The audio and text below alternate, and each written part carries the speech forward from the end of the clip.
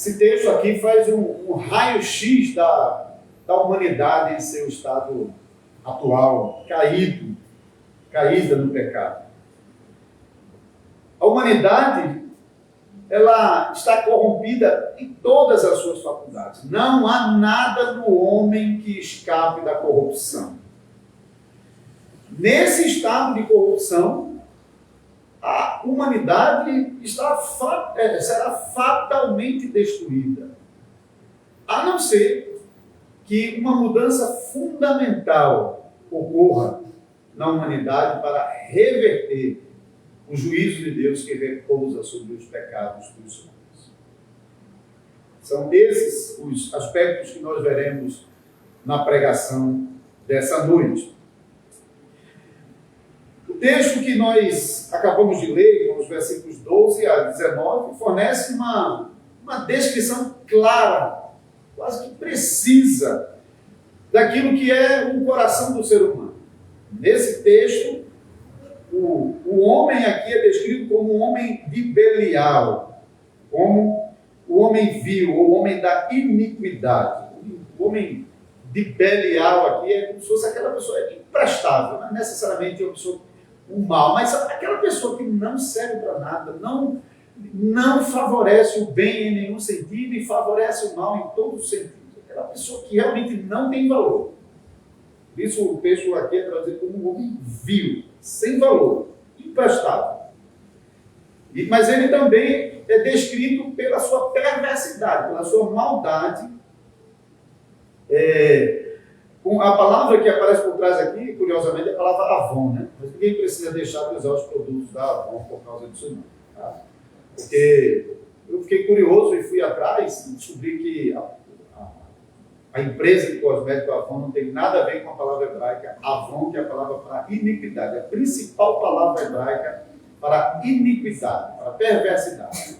Mas a palavra Avon, na verdade, o empresário, né, o fundador da Avon, lá no século XIX ainda, inicialmente tinha um outro nome, mas em 1939 ele decidiu mudar o nome da sua empresa de cosmética, a Companhia Americana de Cosmético, para Avon, em homenagem a Shakespeare.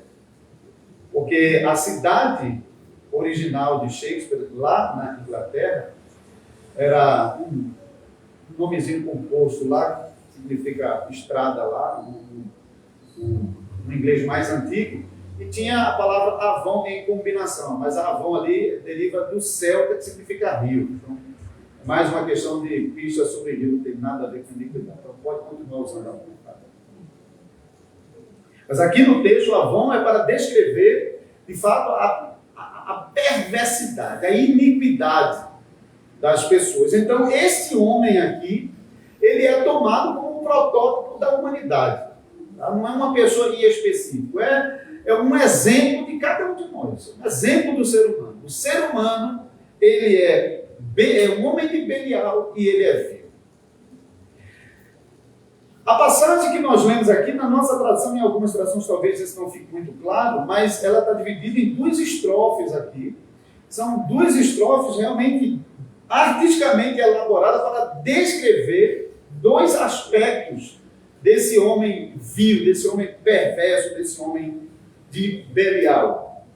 A primeira parte, versículos 12 a 15, foca no comportamento desse homem de Belial, desse homem da iniquidade, e os versículos 16 e 19 focam no caráter desse homem da iniquidade. Então, essas duas estrofes, elas são artisticamente combinadas, e a gente vai ver aqui a beleza artística dentro dessas duas estrofes, como elas realmente foram construídas pensando mesmo em revelar alguma coisa sobre a natureza perversa do homem. Começando com os versículos 12 a 15, sobre o comportamento perverso do homem de Belial, do homem da iniquidade. Esse homem da iniquidade aqui é descrito como alguém que está associado a um companheiro igualmente perverso, vil, e no seu planejamento para praticar a iniquidade, eles ficam trocando sinais, eles ficam se combinando aqui. E a gente vê vários sinais sendo identificados aqui nesses versículos 12 a 15 anda com a perversidade na boca, então, com a boca emitindo perversidade, acenando com os olhos, arranhando com os pés e fazendo sinal com os dedos. Vários sinais que nem sempre vão coincidir com os sinais que hoje alguém, na trama de uma coisa errada, estivesse usando, mas dá para a gente perceber que às vezes isso funciona também em nosso meio, né? Pessoas que estão tramando a perversidade, geralmente eles estão fazendo as escondidas e estão sinalizando um para o outro dessa combinação de perversidade. Mas o mais importante aqui é vocês notarem a ordem e a relação desses sinais aqui. Veja que ele começa com um sinal de cima para baixo. Então veja aí, ele começa falando sobre a boca e os olhos e vão até os pés. Boca e olhos, indo até os pés, então os dois extremos, mas também passando pelo seu coração, dedos, melhor, ele começa falando sobre boca e olhos, pés e dedos, e então indo para o coração. Então, olhos, pés, mãos do lado de fora e coração para dentro. Está percebendo? Então, topo da cabeça até os pés, os limites, e depois de fora para dentro. Então, o homem de cima para baixo, de fora para dentro, é completamente corrupto. Isso é a maneira como ele descreve aqui a totalidade da corrupção do homem. A segunda estrofe faz algo semelhante para descrever a mesma totalidade do caráter desse homem vil, enquanto que na primeira estrofe essa totalidade de corrupção é demonstrada mais do comportamento deles, agora no seu caráter. Versículo 16 e 19, ele apresenta aqui: 6 coisas o Senhor aborrece e a 7ª sua alma abomina: olhos altivos, línguas mentirosas, mãos que derramam sangue inocente, coração que trama projetos iníquos e pés que se apressa a correr para o mal. Aqui uma coisa interessante, porque essa forma de dizer que 6 coisas o Senhor aborrece e a 7ª abomina, não é que a 7ª seja a pior de todas, porque na verdade aqui nem é uma lista completa. Há muitas outras coisas que podem ser relacionadas com um homem mau, vil, perverso, que não consta aqui. Mas a gente tem outras passagens, especialmente na poesia, onde esse recurso é utilizado para descrever a totalidade da perversidade do homem, mas não necessariamente que a 7ª seja a pior delas. Na verdade, se você observar, são 5 características realmente, porque as 2 últimas não são características do perverso, mas são agentes da perversidade. Veja que o versículo 19 diz: a testemunha falsa que profere mentiras e o que semeia contenda entre irmãos. Então, para todos os efeitos, são 5 características relacionadas aqui. Observe que essas 5 características, um pouco diferente da primeira estrofe, né, que foi para os extremos de cima e embaixo, de fora para dentro, agora ele está pegando de cima para baixo, passando pelo coração. Então, veja, ele começa falando sobre olhos altivos e língua mentirosa, então a cabeça. Agora ele passa pelas mãos que derramam sangue inocente, passa pelo coração e chega até os pés que se apressam para fazer o mal. Então, agora a maneira como o autor descreve a totalidade do caráter perverso desse homem é começando pela cabeça e passando pelo coração e chegando até o limite do pé. Então, mais uma vez, o homem por inteiro é um homem perverso, um homem com seu caráter pervertido. Então, essas 2 últimas expressões, a testemunha falsa é o agente dessa perversidade, o agente que carrega sobre si essas características perversas, esse caráter perverso. A testemunha falsa é aquela que perverte o direito, aquela pessoa que realmente não tem consideração pela justiça, não está preocupado com o dano causado com as pessoas por causa da sua perversidade. E o semeador de contendas é aquele que vai garantir que o caos vai se estabelecer para favorecer que eles ajam de maneira perversa. Então, efetivamente, 5 características marcam a perversidade, o caráter perverso desse homem da iniquidade. Olhos altivos, você vai ver em várias passagens bíblicas, o olho altivo é aquela pessoa arrogante, aquela pessoa que afronta a Deus e aos homens sem consideração pelas pessoas. Isso mostra que realmente ele não tem consideração e respeito por Deus e pelos seus semelhantes. Língua mentirosa, então fala contra toda a verdade que se estabelece, contra a justiça, contra a ideia do que é certo e o que é errado, e, portanto, ele não está preocupado com o bom convívio em sociedade, que as coisas funcionem de modo correto, de modo apropriado. Ele não tem nenhuma preocupação com isso, não. Ele só pensa em si mesmo, e para beneficiar-se, ele pode causar todo o dano, todo o mal a qualquer pessoa, sem nenhum receio. Mãos que derramam sangue. Fala sobre o ímpeto violento do coração do homem. O homem, ele é por natureza violento. O homem, ele por natureza, para defender-se, para defender sua própria vida, ele não mede esforços para acabar com a vida de qualquer concorrente. Qualquer um que seja uma ameaça à sua própria vida. Essa violência realmente marca a existência humana. Passando pelo coração como fonte de todas essas coisas, tanto o que já foi mencionado, como também o que virá depois, a sede dos desejos malignos, é a fonte de todo mal, onde o mal é tramado, é planejado, não importando o lucro. É muito interessante isso. Eu estava vendo um comentário, ele dando um exemplo que de fato é assim, a pessoa perversa, a pessoa má, de coração mau, que não tem consideração pelos outros, ele está buscando o lucro para si mesmo, mas muitas vezes, mesmo que ele não alcance o lucro pretendido, no final das contas, a maldade é o seu ganho. Pense naquela pessoa que sai para assaltar, não consegue levar nada, mas matou a pessoa. E depois ele está se gabando, é aquele miserável lá, não consegui levar o relógio, mas eu matei ele. No final das contas, o ganho dele é a própria maldade. Mesmo que ele não alcance os seus objetivos perversos, mas o mal é o seu ganho, é a sua maldade. O coração do homem é assim.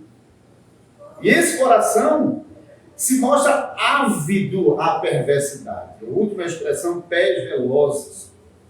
É aquela pessoa que ela está ávida pelas oportunidades para praticar o mal. Em qualquer ocasião que surja, já está com aquela sede de avançar na direção da perversidade. Então, essa é a descrição da raça humana, caída em seus pecados. Todos os seus atos são maus, são perversos, porque o seu coração está corrompido. O seu caráter revela essa perversidade. Mas é difícil a gente encontrar alguém tão mal, tão perverso assim. É muito difícil. Porque, na verdade, o provérbio está tomando aqui um exemplo de o que é a verdadeira natureza humana, caída no pecado. É isso aqui mesmo. Mas isso não significa que você vai ver todas essas coisas e outras mais, que nem estão relacionadas aqui, em uma única pessoa, externamente, visível. Isso realmente é difícil de acontecer. Até mesmo um assassino, estuprador, você ainda pode perceber que ele ainda faz algumas coisas de algum valor reconhecido. Ele pode mostrar amor por uma família, por um filho, ele pode ainda mostrar consideração por alguém, mas apesar disso, ele é um assassino, ele é um estuprador, ele é um ladrão. Você não vai ver alguém que seja tão mau quanto ele pode ser. Você não vai ver. Isso porque Deus limita a maldade do coração do homem. Deus realmente não permite que o homem seja tão mau quanto ele pode ser. Deus não deixa, não. Seja por meio do império das leis, seja por meio da obra do Espírito Santo e da proclamação do Evangelho, Deus limita o mal nesse mundo. Tanto em nós, como até mesmo na sociedade, o restante da sociedade caída. Mas ainda aprendemos sobre a realidade da natureza humana caída no pecado. As pessoas, os pecadores desse mundo, todas as pessoas, e também nós, sofremos o efeito dessa natureza humana corrupta. E as pessoas nesse estado certamente receberão o justo castigo por sua perversidade. Veja que a conclusão da primeira estrofe, versículo 15, diz: pelo que a sua destruição virá repentinamente, subitamente será quebrantado sem que haja cura.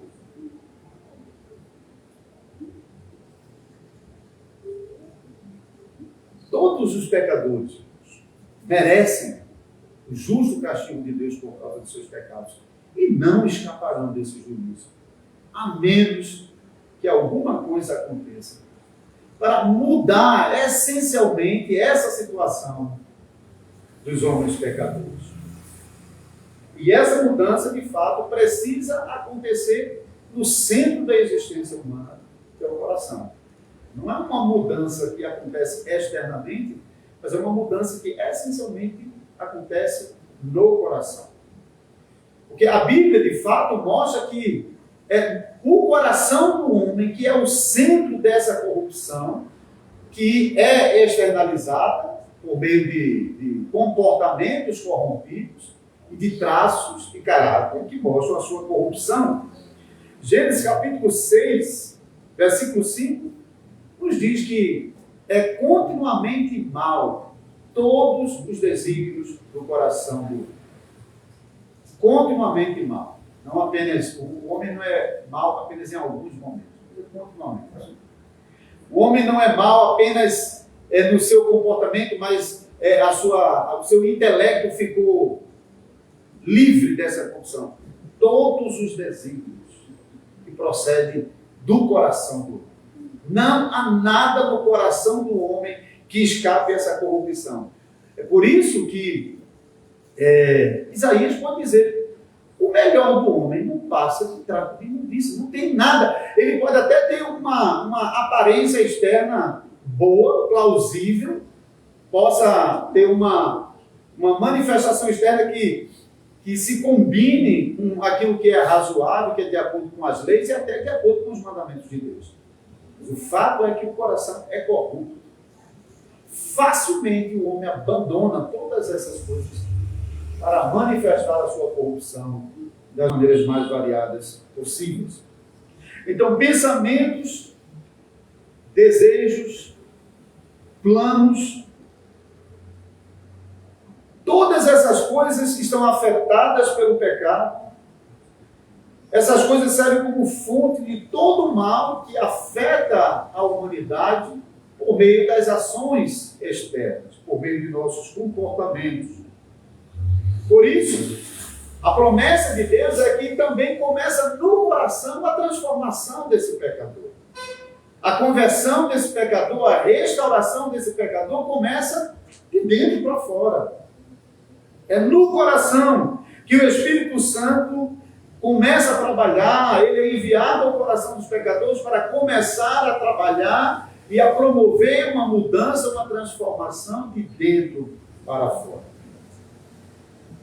Segundo a graça de Deus, o coração prova esse poder transformador do Evangelho pela obra do Espírito Santo, renovando os pensamentos, renovando os desejos, renovando os planos. E, claro, a consequência óbvia, natural, é que aquele coração que está passando por essa transformação, que está experimentando uma transformação no pensamento, nos desejos e nos planos, certamente que as coisas do lado de fora vão ser afetadas por essa mudança interior, por essa transformação. Então, aquele coração que está provando essa renovação, consequentemente, vai mostrar comportamentos mudados, vai mostrar traços de caráter transformados, seguramente, certamente. Mesmo se o coração, a gente sabe que durante a nossa vida, o coração ele ainda permanece como um coração pecador. Nós sabemos disso. Mas para nós o mais importante é que a presença santificadora do Espírito Santo impede que a poluição do nosso coração chegue diante de Deus e provoque a justa ira de Deus contra nós. Essa presença santificadora do Espírito Santo impede também que esses pecados característicos do coração corrupto dominem o nosso ser. De modo que, sim, ainda somos pecadores, mas não somos nossos comportamentos, eles não são mais dominados por um pecador corrupto que não está provando o poder transformador do Evangelho. Então, como crentes em Jesus Cristo, sim, nós vamos experimentar transformação em nossas vidas e a nossa vida, ela manifestará os efeitos dessa transformação que nós provamos em nosso coração.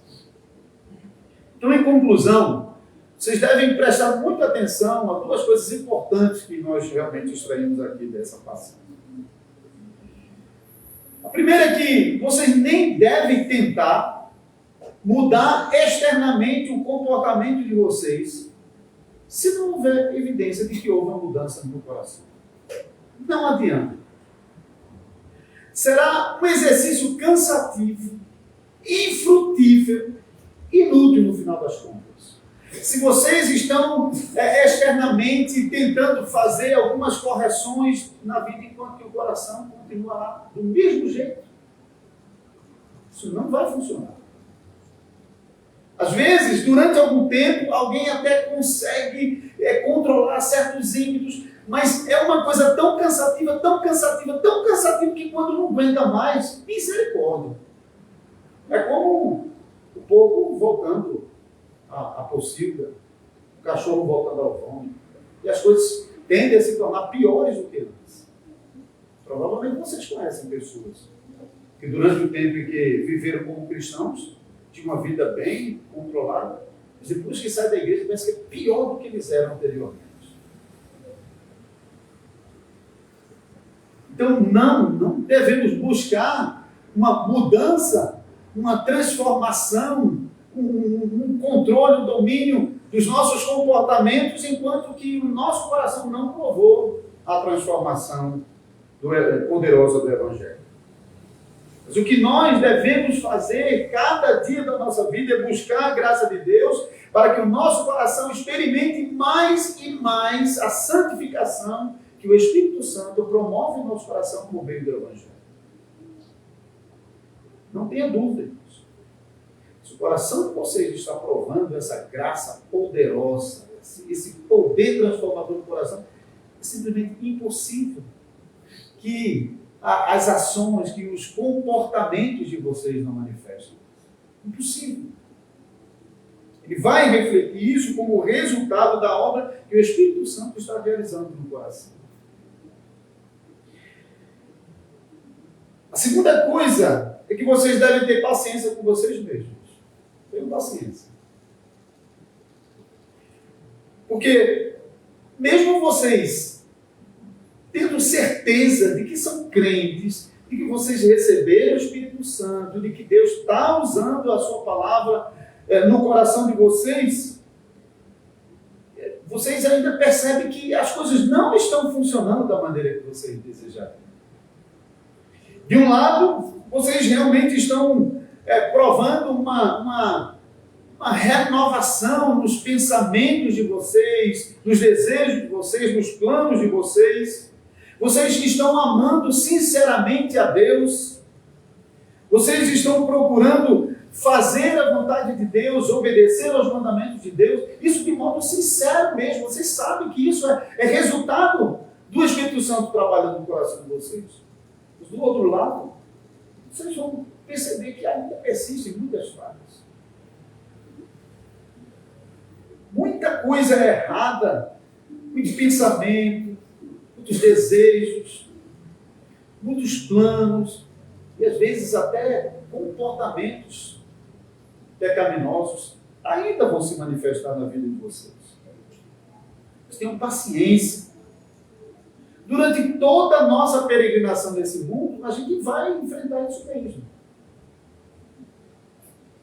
Porque o nosso coração, ele está provando o trabalho do Espírito Santo em santificar toda a poluição que ele produz. Para que diante de Deus, todas as obras boas sejam recebidas como coisas agradáveis a Deus. Mas não é porque nós produzimos coisas boas. O Espírito Santo santifica essas obras em nós. E Ele mesmo é quem produz essas boas coisas em nós. Mas durante todo o tempo da nossa peregrinação, o nosso coração ainda é um coração pecaminoso que está trabalhando para jogar a poluição para fora, fabricando todo dia poluição, até quando a gente está dormindo. Mas saibam que isso não é apenas com vocês que acontece. Até os mais santos nessa vida só tem um leve começo dessa nova vida de santificação do Espírito Santo enquanto peregrinam nesse mundo. Tenham paciência. Reconheçam, sim, os pecados que são contra a vontade de Deus. Mas orem mais intensamente para que vocês possam a cada dia experimentar mais da graça de Deus, para que mais e mais essa novidade de vida seja uma realidade na vida de vocês. Busquem a graça de Deus com mais fervor cada dia da vida de vocês. Confiem que aquele que começou a boa obra, santificando o coração de vocês, ele vai aperfeiçoar a sua obra até completar a santificação em todo o ser de vocês. De modo que o corpo, pensamento, a alma de vocês que sofrem por causa da poluição do pecado que ainda persiste, um dia o nosso Salvador Jesus vai remover completamente o pecado do mundo e também de nós. E quando Jesus voltar e remover do mundo o pecado, então não existirá mais ímpios no mundo. O pecado não será mais um problema para nós. Todas as coisas serão restauradas à sua perfeição pretendida pelo Senhor. E tudo, em todos os lugares, adorarão a Deus com toda a perfeição. Amém. Amém. Oremos. Senhor Deus, obrigado. Obrigado que nos fazes ouvir essa palavra. Assim como acontece quando estamos aqui de manhã ouvindo a lei, que também é um raio-x da nossa vida, que também revela todo o nosso ser e a nossa pecaminosidade, quando a tua justiça perfeita é revelada na lei. Também nessa passagem, Senhor, nós aprendemos que o nível de corrupção que afeta os seres humanos é tal que o Senhor mesmo, por bondade, não permite que alguém somente manifeste toda essa maldade, senão ele se tornaria incontrolável. Mas o Senhor mesmo providenciou meios para reter a maldade dos homens, para tornar possível a peregrinação do teu povo no meio desses ímpios, enquanto aguardamos a volta do nosso Salvador Jesus Cristo. Mas obrigado também, Senhor, que bem consciente dessas coisas, nós possamos buscar cada vez mais, fora de nós, a solução para o nosso problema. A fim de que nós Não sejamos, no final das contas, condenados com o restante dos ímpios incorrigíveis, mas que, provando a graça de Deus na transformação de nossas vidas, começando agora com a remoção da culpa do nosso coração, nós possamos, enfim, alcançar a graça e a perfeição, quando o nosso Salvador Jesus vai completar a obra que Ele começou em nós. Por favor, conserva em nosso coração essa confiança e essa esperança. Em nome de Jesus Cristo. Amém. Louvado seja Deus. Vamos render graças ao Senhor e, ao mesmo tempo, orar para que o Senhor nos ajude, que durante a nossa vida possamos provar essa renovação que é a obra do Espírito Santo. Vamos cantar o hino 94. Durante esse cântico, nós podemos entregar as nossas ofertas e fazermos desse cântico também a nossa oração a Deus. Página 82, hino 94. Fortalece a tua igreja, ó bendito Salvador, dá-lhe tua plena graça, ó renova seu vigor, vivifica, vivifica nossas almas, ó Senhor, vivifica,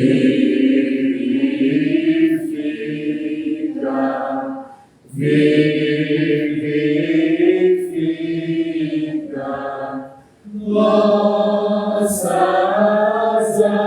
almas, ó Senhor.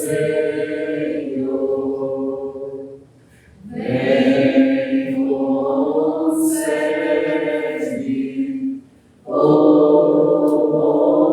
bondade em perfeita comunhão. A pureza na doutrina, a constância na oração, purifica, purifica nossas mentes, ó Senhor, purifica, purifica nossas mentes, ó Senhor. Dá por fé esperança ao rebanho, bom Jesus, ao verdadeiro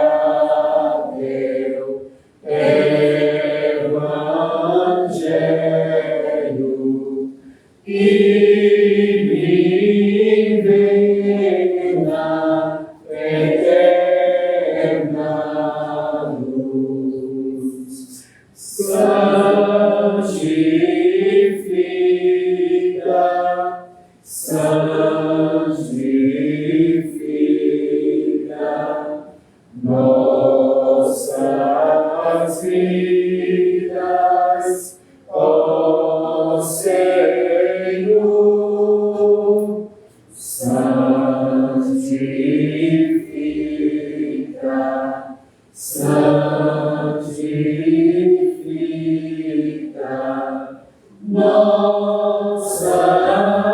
vidas, ó Senhor.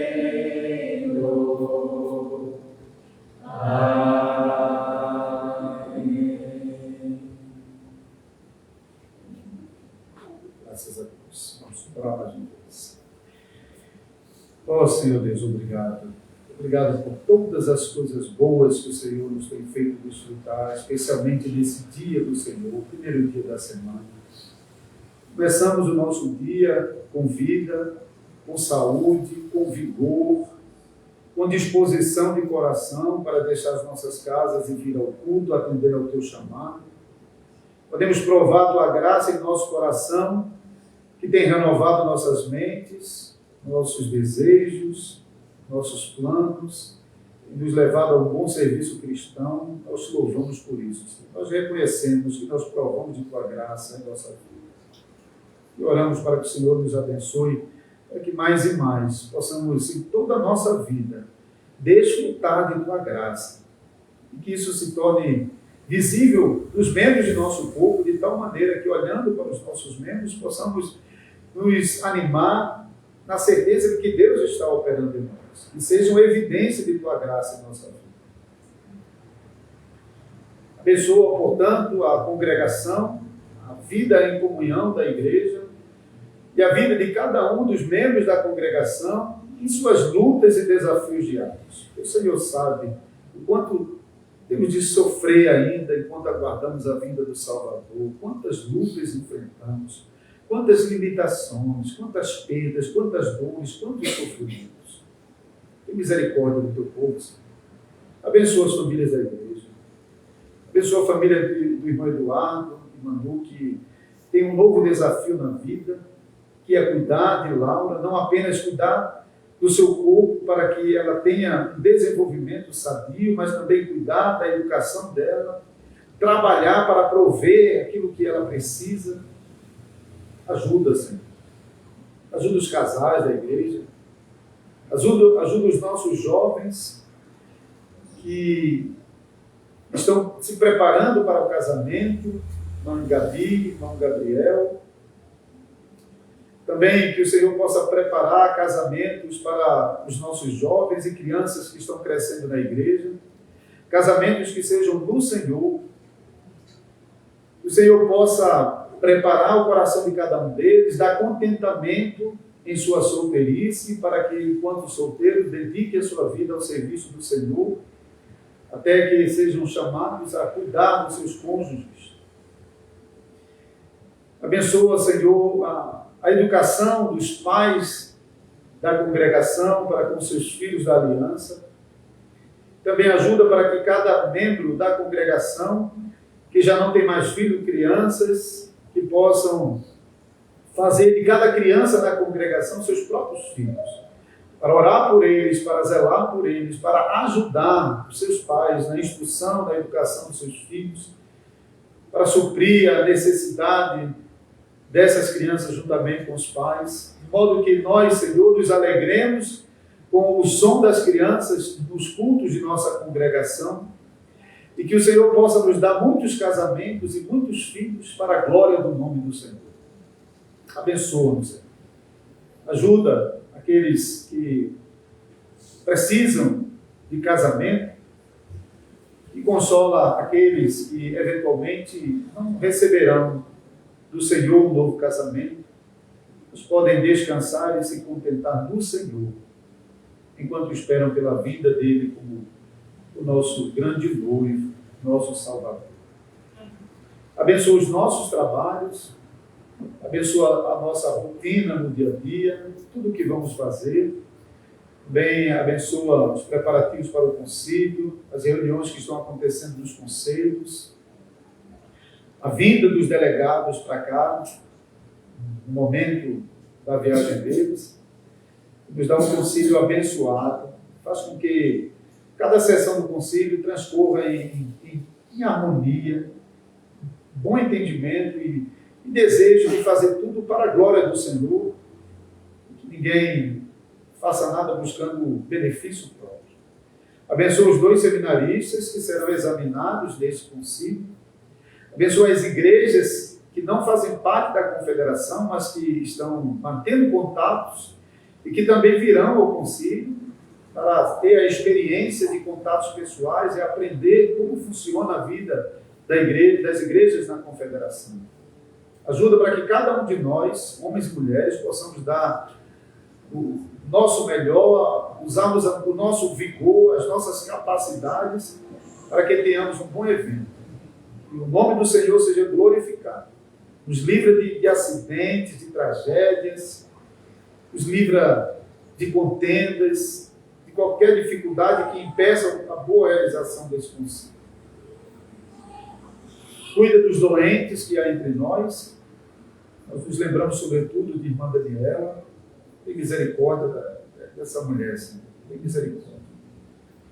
Continua pastoreando o coração dela, para que em meio às suas dores, agonias, ela não se desespere, mas que ela possa abraçar o Senhor com fé, cada vez mais fortalecida no Senhor, aguardando a resposta do Senhor, seja o restabelecimento da sua saúde, ou até mesmo diante do chamamento do Senhor, que ela possa conservar a certeza que ela tem mostrado em seu coração, de que Deus não nos abandona, mesmo nos momentos mais difíceis de nossa vida, sobretudo na hora da nossa morte. O Senhor é bom para com o seu povo. O Senhor é bom em todo o tempo. Nós louvamos o Senhor por isso, pedindo perdão pelos nossos pecados e suplicando por tua graça sobre nossas vidas. Em nome de Jesus Cristo. Amém. Aqueles que podem, irmãos, vamos nos colocar de pé. Vamos fazer a confissão da nossa fé usando o credo apostólico. Página 123 do nosso cenário.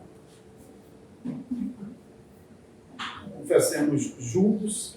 Creio em Deus Pai Todo-Poderoso, Criador dos céus e da terra, e em Jesus Cristo, seu único Filho, nosso Senhor, que foi concebido pelo Espírito Santo, nasceu da Virgem Maria, padeceu sob Pôncio Pilatos, foi crucificado, morto e sepultado, desceu ao inferno.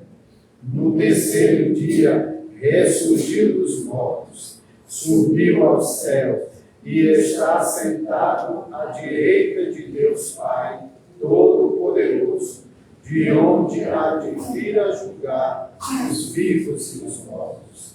Creio no Espírito Santo, na Santa Igreja Universal de Cristo, a comunhão dos santos, na remissão dos pecados, na ressurreição do corpo e na vida eterna. Amém. Vamos louvar a Deus com o cântico final, Salmo 146. Página 47. Aleluia, aleluia, minha alma louva ao Senhor, vou cantar com alegria, Deus merece meu louvor, a Ele eu cantarei, toda a vida louvarei, não em princípios confieis, e não poderão salvar. Como homem contrarieis, ao bom ele vai tornar, quando ele falecer. Acaba o seu poder, feliz quem depois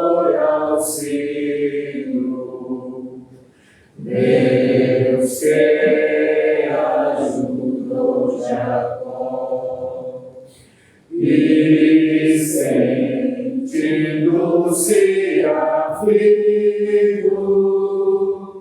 se conforta no Senhor.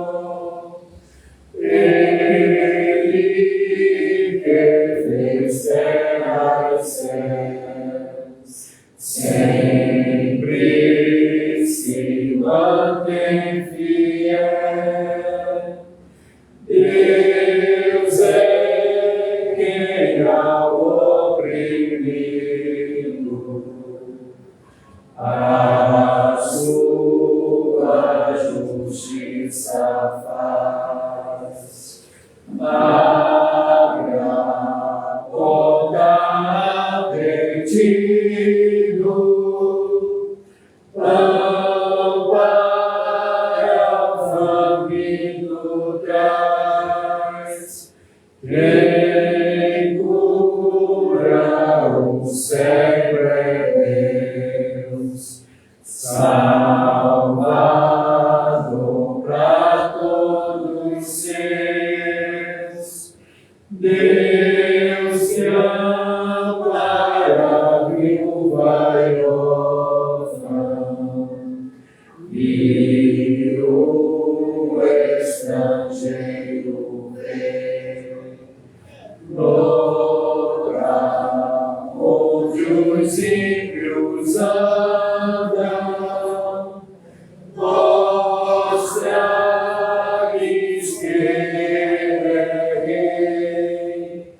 Sião, teu Deus reinará. Aleluia, aleluia. Recebam a bênção de Deus. Graça do Senhor Jesus Cristo, o amor de Deus e a comunhão do Espírito Santo sejam com todos. Amém. Amém.